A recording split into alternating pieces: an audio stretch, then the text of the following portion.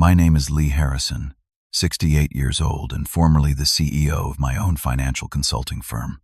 I spent decades building my business and raising 3 children after my wife passed away. I gave them everything, paid for their college education, helped with down payments on their homes, and was there whenever they needed me. Recently, they convinced me I needed extra care and placed me in a nursing home. What they failed to realize was that old dogs still have tricks. I found a way to teach them a lesson about respect and family loyalty they would never forget. Before I share my story, I would love to know where you are watching from today.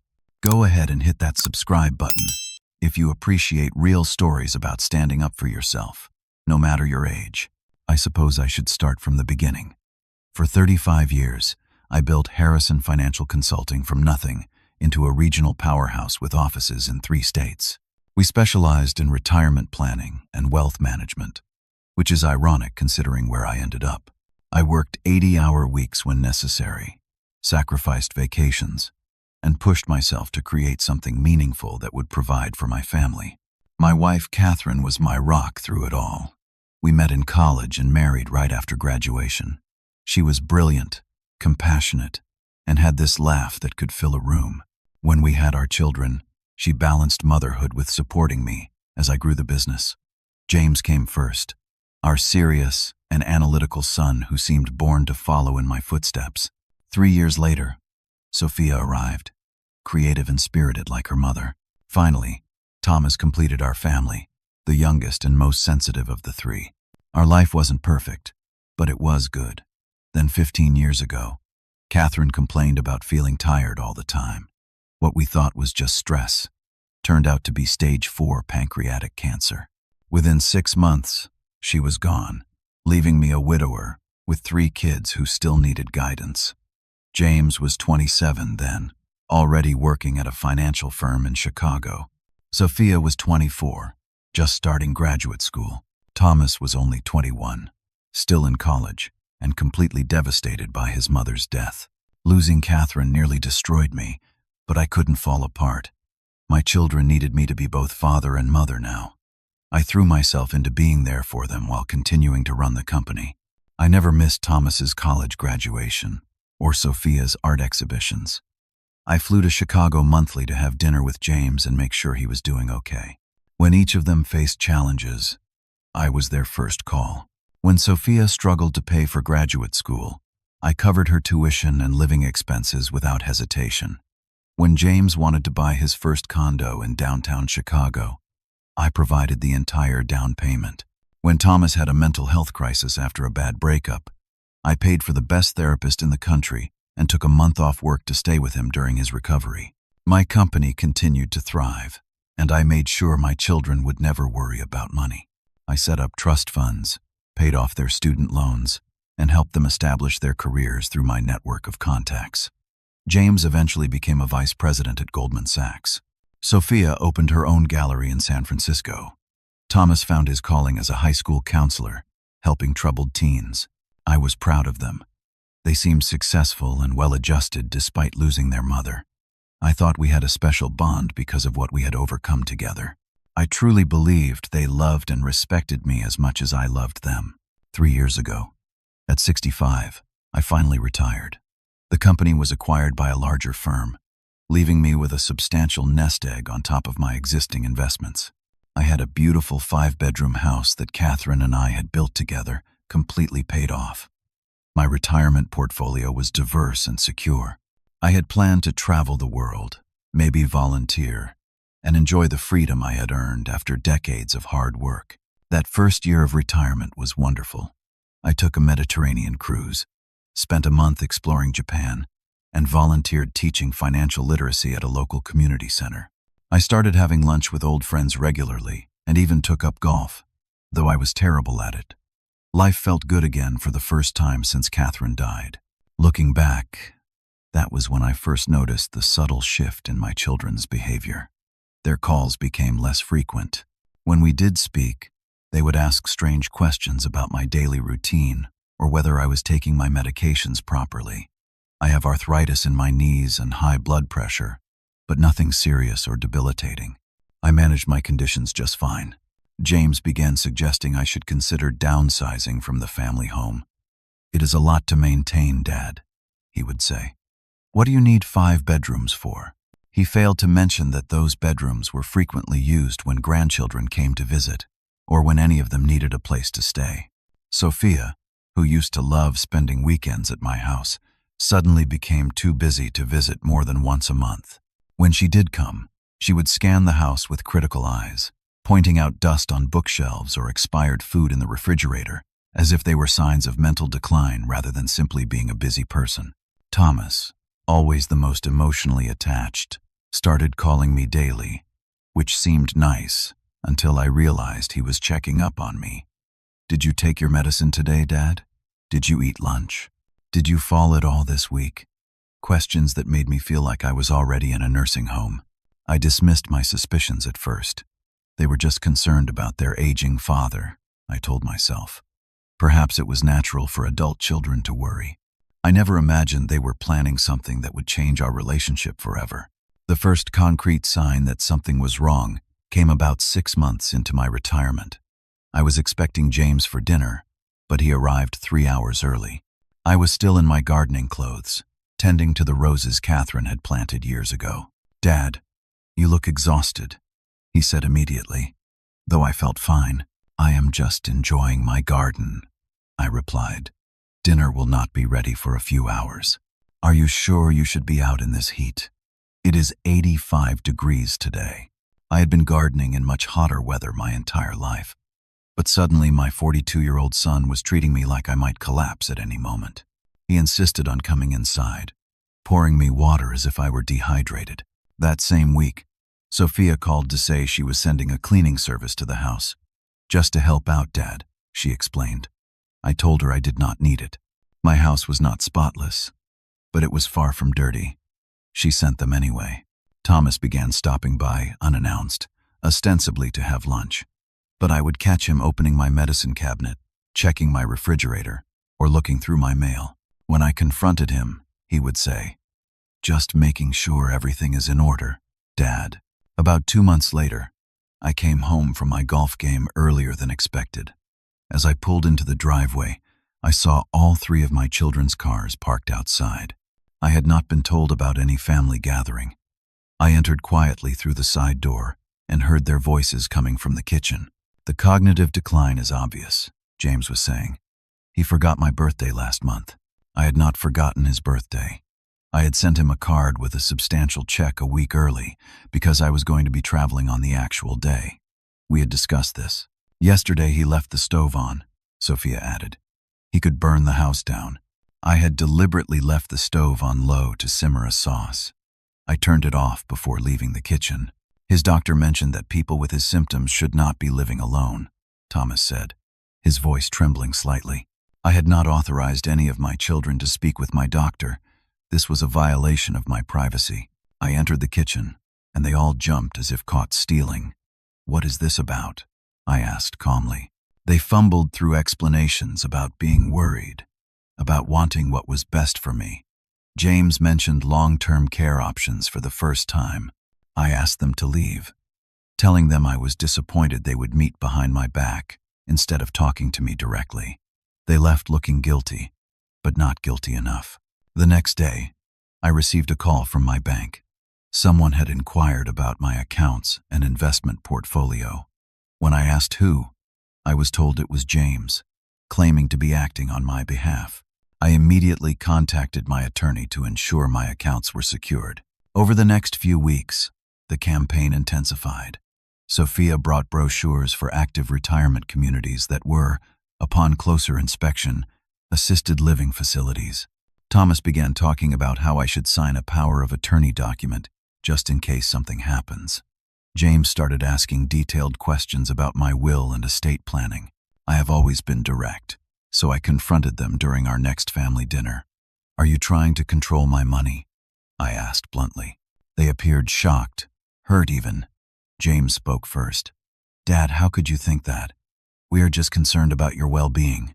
"You have been forgetting things," Sophia added gently. "We want to make sure you are taken care of." Thomas, always the emotional one, had tears in his eyes. "We love you, Dad. We could not bear it if something happened to you because you were alone here." Their performance was convincing. I almost believed them. Almost. But then I remembered the secret meeting, the unauthorized inquiry at my bank, the brochures carefully selected to look like retirement communities rather than nursing homes. Still, I wanted to believe my children would not betray me. I had raised them better than that, or so I thought. I decided to play along for a while, to see what they were really planning. It was a decision I would come to regret. Over the following month, they intensified their efforts. They began documenting every minor memory lapse. Yes, sometimes I forgot where I put my keys, but who does not? They exaggerated every physical limitation. My arthritis made stairs uncomfortable sometimes, but I was hardly disabled. They constructed a narrative of decline that did not match my reality. Then came the staged intervention. All three arrived one Sunday afternoon with serious expressions. They had invited my brother Robert and his wife, who lived 2 states away and had not seen me in months. They had also brought Dr. Williams, my new primary care physician whom they had selected when my longtime doctor retired. I had only met him once. They sat me down in my own living room and began listing their concerns. Each example was either exaggerated or taken out of context. They had answers prepared for every objection I raised. When I became angry, they pointed to my reaction as further evidence of cognitive decline. "Emotional outbursts are a symptom, Dad," James said with practiced concern. Dr. Williams, who barely knew me, nodded along and suggested a comprehensive evaluation. Robert, who had always been somewhat jealous of my success, seemed all too happy to agree that I needed help. I realized then that I was being ambushed in my own home by my own family. The people I had sacrificed everything for were conspiring to take control of my life and, I suspected, my money. The betrayal cut deeper than anything I had experienced since losing Catherine. The comprehensive evaluation turned out to be a tour of Pinewood Gardens assisted living facility. It was a well-manicured complex with pleasant grounds and a bright, cheerful lobby. The brochure featured smiling seniors playing cards and doing water aerobics. It looked nothing like the nursing homes I remembered visiting as a child, which made it all the more deceptive. "This is just a visit," Sophia assured me as we pulled into the parking lot, "just to see what options might be available if you ever need more support." I knew better by now, but I went along with it.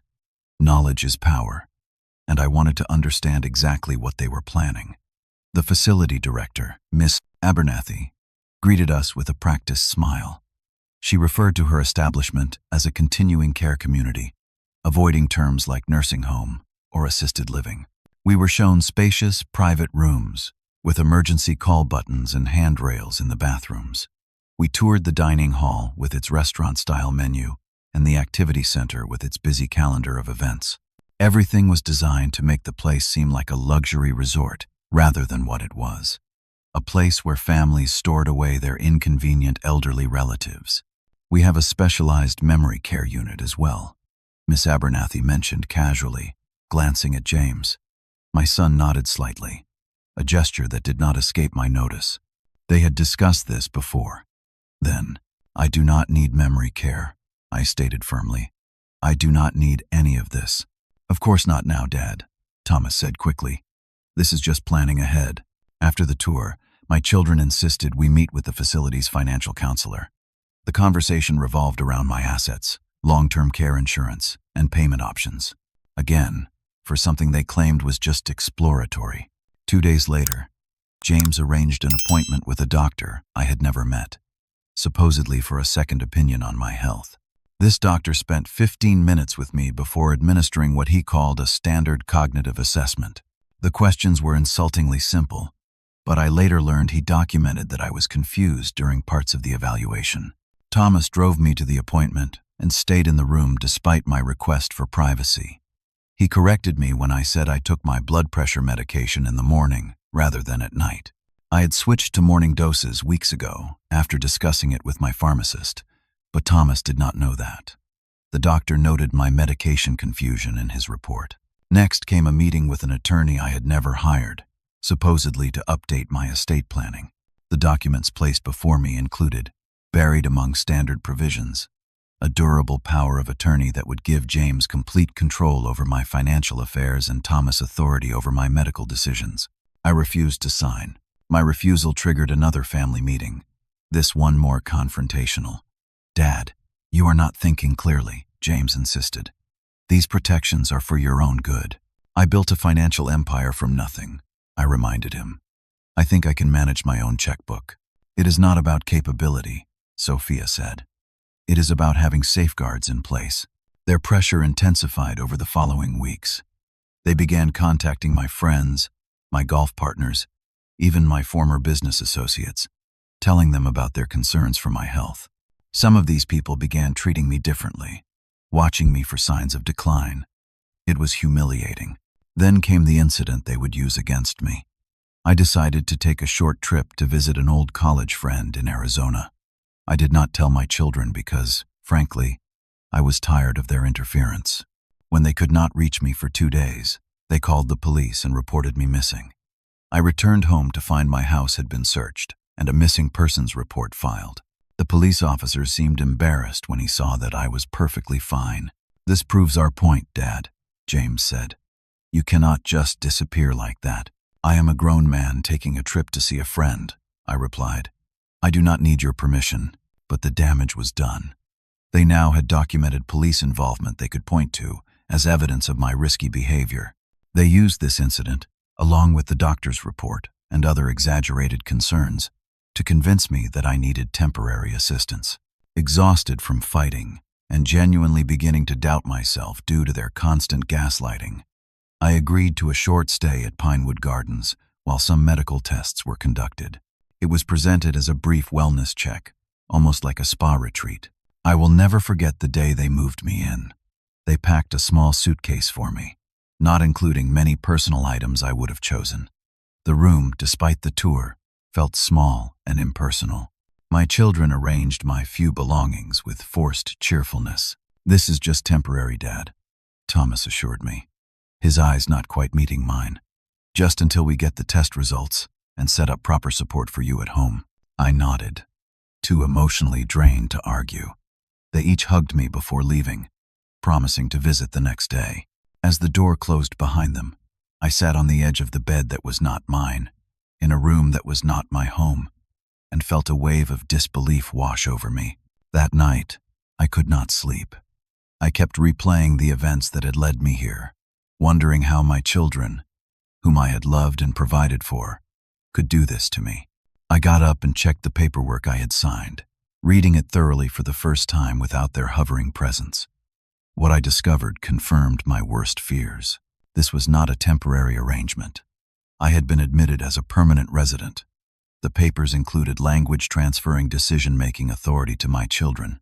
There were provisions for the eventual sale of my home to pay for ongoing care. My suspicions had been correct all along. This was about control and, ultimately, about money. I sat by the window until dawn, watching the sunrise over the carefully landscaped grounds of what was now, effectively, my prison. I felt a depth of betrayal I had not experienced since Catherine's death, perhaps even deeper. My wife had not chosen to leave me. My children had made that choice deliberately. Life at Pinewood Gardens quickly settled into a monotonous routine. Wake-up call at 6:30. Medications at 7, even though I had always taken mine with breakfast. Breakfast served promptly at 7:30 in the communal dining room. Activities at 9, lunch at noon. More activities or rest time in the afternoon. Dinner at 5, absurdly early. Television in the common room until 8, then back to our rooms. The loss of independence was suffocating. I needed permission to leave the grounds. My meals were chosen for me based on dietary restrictions I did not have. My room could be entered at any time by staff for wellness checks. Privacy became a distant memory. The staff, while mostly well-intentioned, treated residents like children. "Did we take our pills today? Let us get those shoes tied for you. Are we ready for our bath now?" The constant use of "we" as if we were in this together, or as if I were a toddler learning basic skills, was infantilizing and degrading. Not all residents seemed to mind. Some had legitimate needs that required this level of care. Others had been there so long they had institutionalized, accepting this limited existence as normal. But for me, recently independent and sharp-minded, it was psychological torture. My children visited that first week as promised. They brought a few more of my belongings, but not the ones I had requested, like my laptop or cell phone. "You do not need to worry about emails anymore, Dad," James said when I asked for my computer. "I am handling all of that." Their visits took on a predictable pattern. They would arrive looking slightly uncomfortable, ask superficial questions about my adjustment, comment on how nice the facility was, stay for exactly 1 hour, then leave with obvious relief. It felt like they were checking a box. Visit Dad, obligation fulfilled. During their third visit, I overheard James on his phone in the hallway outside my room. "Yes, we should list the house next month," he was saying. "The market is good right now, and it is just sitting empty." My home, the one I had built with Catherine, the one filled with 30 years of memories, was now just an asset to be liquidated. I felt physically ill. The following week, Sophia arrived wearing a necklace I recognized immediately. It was an antique sapphire pendant that had belonged to Catherine's grandmother. It was meant to be passed down to Sophia's daughter someday, not taken prematurely while I was still alive. When I asked about it, she flushed and said, "Oh, I thought it would be better if I kept it safe now that you are here," as if I might have sold or lost a treasured family heirloom, as if I were already gone. Thomas was more subtle but equally betraying. I noticed charges on my credit card statement for restaurants and electronics stores that I had obviously not visited while confined at Pinewood. When confronted, he stammered that he had been picking up things you might need, but could produce no such items. Each discovery fueled my growing rage. The children I had raised, supported, and loved had not only imprisoned me but were now looting what I had spent a lifetime building. The pain of betrayal was so intense, it physically hurt, a constant pressure in my chest that sometimes made it difficult to breathe. In my second month at Pinewood, I met Walter, a fellow resident who understood my situation all too well. Walter had been an attorney before his children decided he needed care. Like me, he had been systematically separated from his assets by the people he trusted most. "They think we do not notice," Walter said during one of our daily chess games. "They think because we are old, we are stupid." Walter became my first ally. He introduced me to other residents with similar stories. Margaret, whose daughter sold her house and used the money to buy herself a vacation home. Richard, whose son had himself appointed guardian and then cut off all contact with his siblings. Elizabeth, whose grandchildren drained her accounts while she was recovering from hip surgery. We formed a sort of support group, meeting daily to share our experiences and, importantly, information. Walter, despite being denied access to legal resources by his family, still had a sharp legal mind. He helped me understand exactly what rights I still possessed and which ones I had signed away. "They have control of most of your assets," he explained after reviewing my paperwork, "but not all, and they have overplayed their hand with some of these documents. There are weaknesses we can exploit." For the first time since arriving at Pinewood, I felt a spark of hope. That spark quickly grew into a flame of determination. I began to see my situation not as a defeat but as a challenge, one final business problem to solve before retirement. I started paying close attention to the facility itself. I noted the staffing issues, the cost-cutting measures, the corporate structure. Pinewood Gardens was part of a larger healthcare company, Silver Sunset Living, which owned dozens of similar facilities across the state. According to gossip among the staff, which they shared freely assuming residents were not listening, Silver Sunset was facing financial difficulties and looking to sell some of their properties. This information planted the seed of what would become my plan for justice. But first, I needed allies beyond the walls of Pinewood and access to resources my children could not monitor or control. During a scheduled checkup with the facility doctor, I requested a phone call with my brother Robert. Though he had participated in the intervention, Robert was more misguided than malicious. When we spoke privately, I was able to make him understand the reality of my situation. "Lee, I had no idea it had gone this far," he said, genuine shock in his voice. "James told us this was a temporary arrangement with your full consent." "I need your help, Robert," I told him. "Not money, just communication." Robert agreed to be my connection to the outside world. Through him, I reached out to Harold Winters, an attorney who had been both my business lawyer and personal friend for 30 years. Harold was appalled by what had happened and immediately began working to help me. "This is elder abuse, plain and simple," he told me during our first secret meeting, arranged by Robert under the guise of a family visit. "Financial exploitation by family members is unfortunately common, but that does not make it legal." With Harold's help, I discovered something my children had missed in their takeover. Years ago, I had established offshore accounts and investments as tax shelters for the business.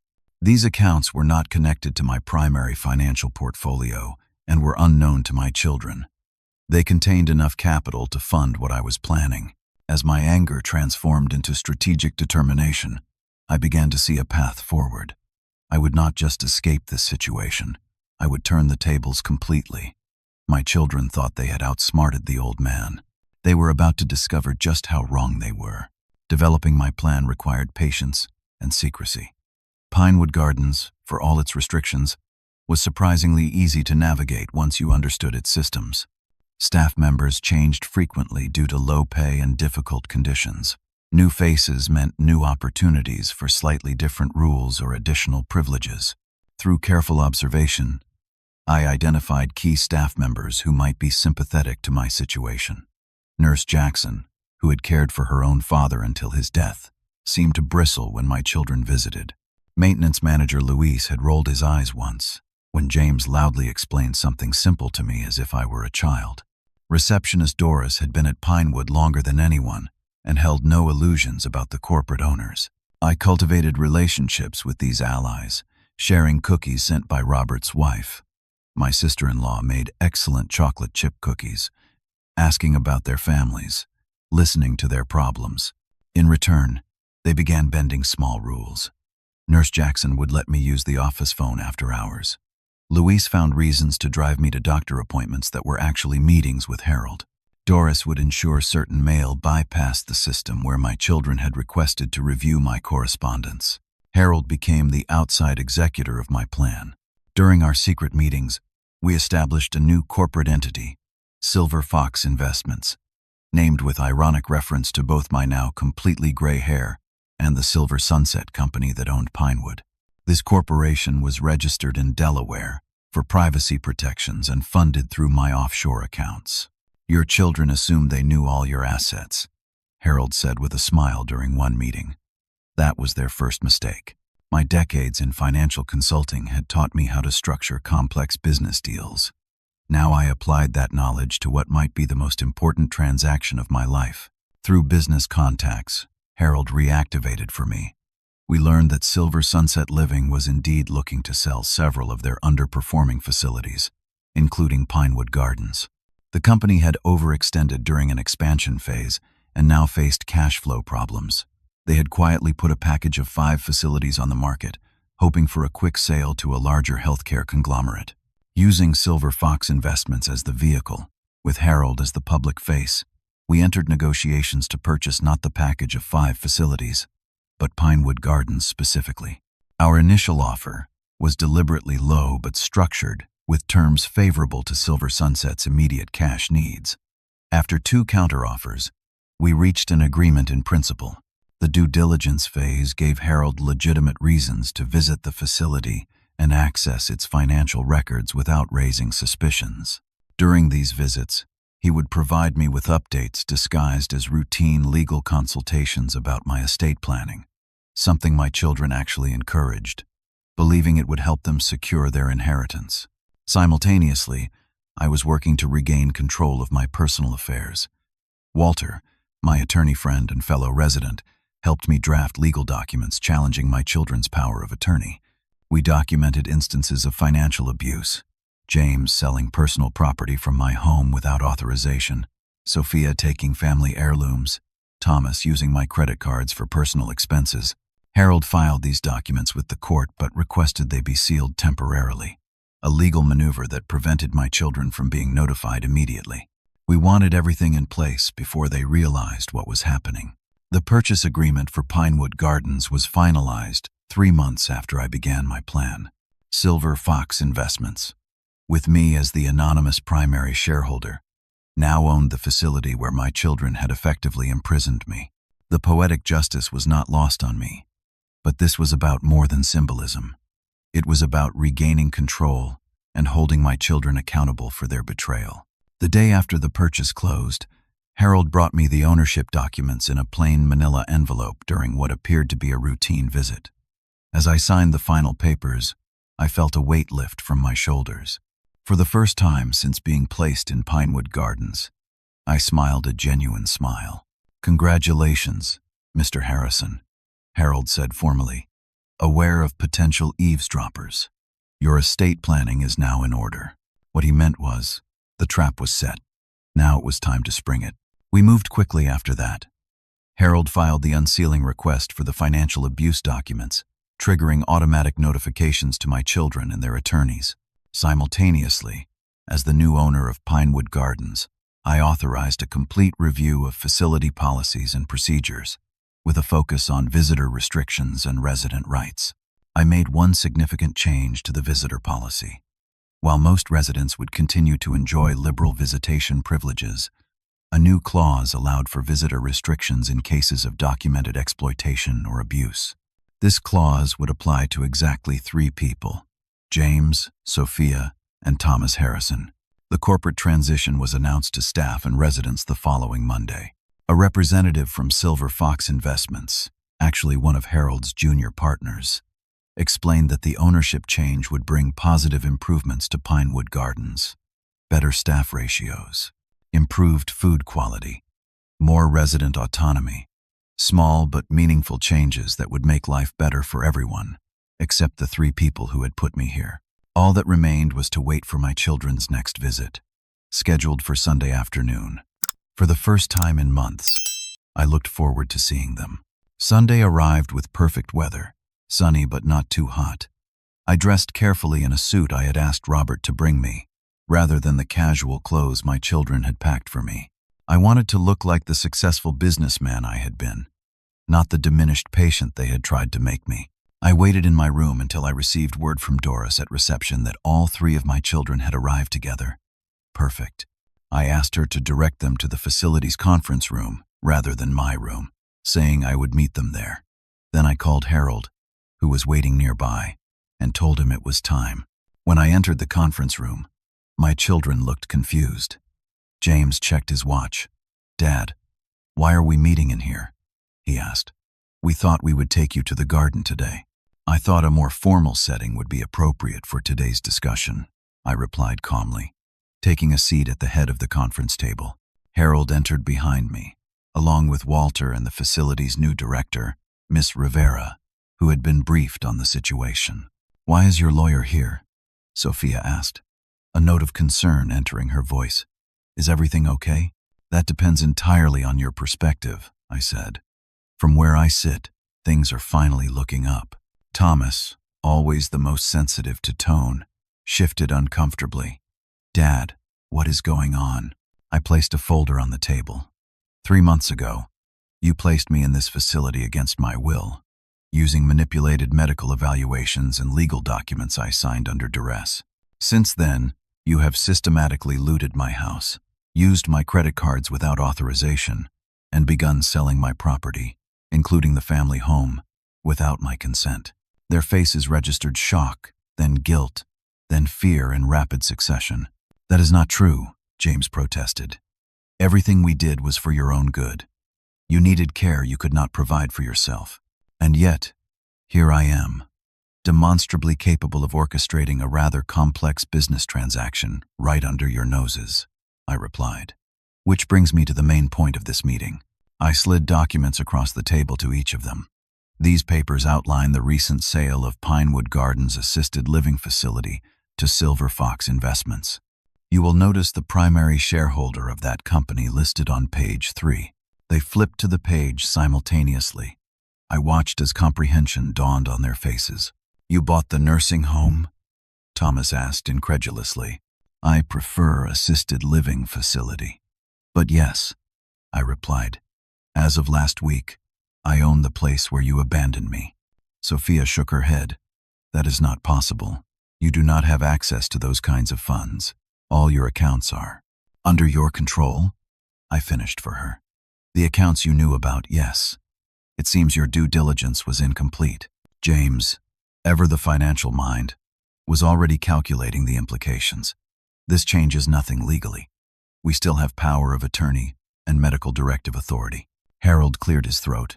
Actually, Mr. Harrison, those documents have been challenged in court based on evidence of coercion and financial exploitation.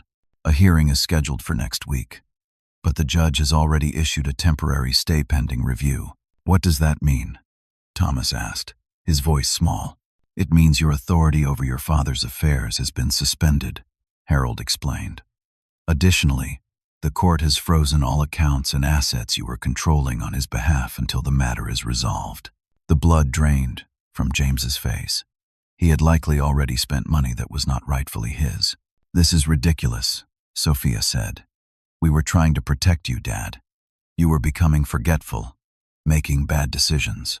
Like the decision to trust my children? I asked quietly. That silenced her. Miss Rivera spoke next.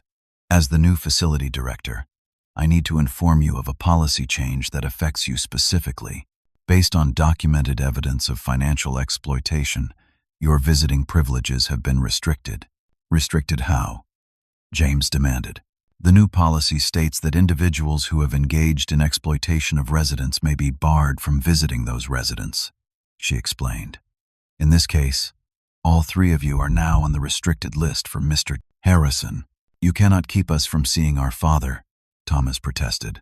Actually, as the owner of this private facility, I can establish any visitor policy I choose, provided it does not violate state regulations, I explained. And those regulations specifically allow for visitor restrictions in cases of abuse or exploitation. For how long? Sophia asked, tears forming in her eyes. That depends on several factors, I said. Your cooperation with returning everything you took, your willingness to make financial restitution, and most importantly, whether you can acknowledge what you did and why it was wrong. This is about money after all, James said bitterly. I knew it. No, James. For me, this was never about money. It was about respect, dignity, and family loyalty. Concepts you clearly failed to grasp. I stood up, signaling the end of the meeting. You will each receive a formal letter from Harold, outlining the specific actions required if you wish to begin rebuilding any relationship with me. So that is it? Thomas asked, his voice breaking. You are just cutting us off? Is that not exactly what you did to me? I asked.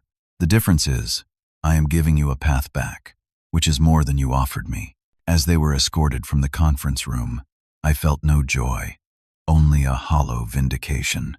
These were my children, my flesh and blood. I had hoped seeing their plan unravel might trigger genuine remorse, but James's parting comment revealed he still did not understand the depth of their betrayal. To him, this was just another financial transaction gone wrong. The following week brought desperate phone calls and messages, all of which I declined to accept. Harold's office sent each of my children a formal letter outlining the evidence of their financial misconduct and the steps required to avoid criminal charges.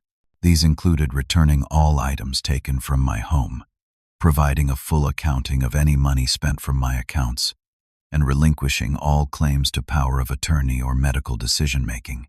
James, predictably, hired his own attorney and threatened a countersuit. His legal position was weak, however, and his lawyer eventually advised him to comply. Sophia returned the jewelry and other items she had taken, along with a tearful voicemail I did not return.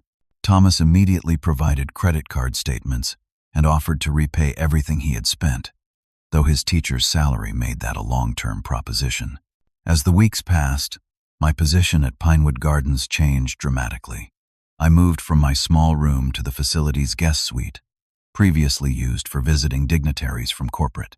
I implemented changes to improve life for all residents. Better food, more autonomy over daily schedules, additional outings, and staff trained to treat residents with respect rather than condescension.